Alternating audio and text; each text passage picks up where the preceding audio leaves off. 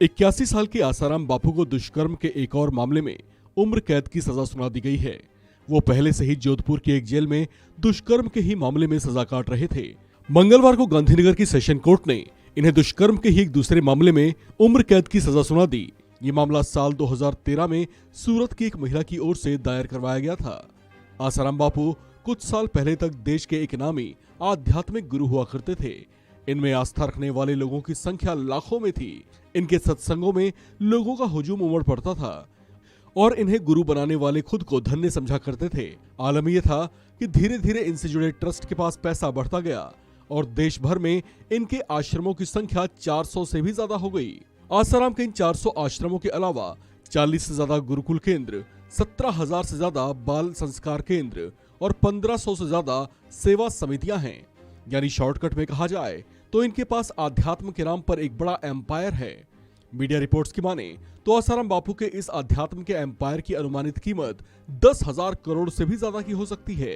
अब जबकि आसाराम बापू जेल में हैं, तो उनके पीछे एक ट्रस्ट इनकी सभी संपत्तियों की देखरेख करता है।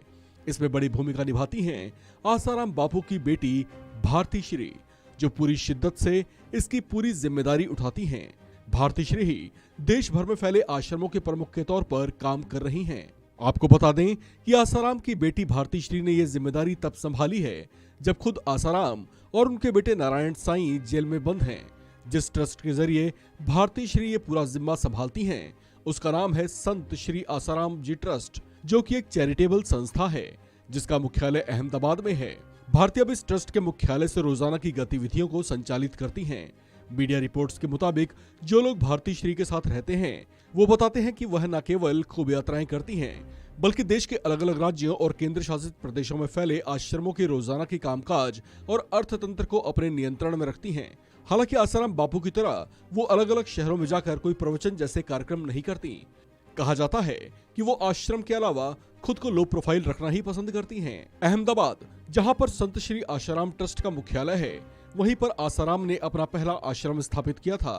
भारती श्री यहीं से सारा नियंत्रण अपने हाथों में रखती हैं। अब जबकि उनके पिता आसाराम एक और दुष्कर्म के मामले में दोषी करार दे दिए गए हैं, तो ऐसे में वो परेशान बताई जा रही हैं। आसाराम के खिलाफ आईपीसी की धारा 376, 377, 342, 354, 357 और 506 के तहत दुष्कर्म का आरोपी पाया गया है। इस खबर में फिलहाल इतना ही। बाकी अपडेट्स के लिए बने रहिए वन इंडिया हिंदी के साथ।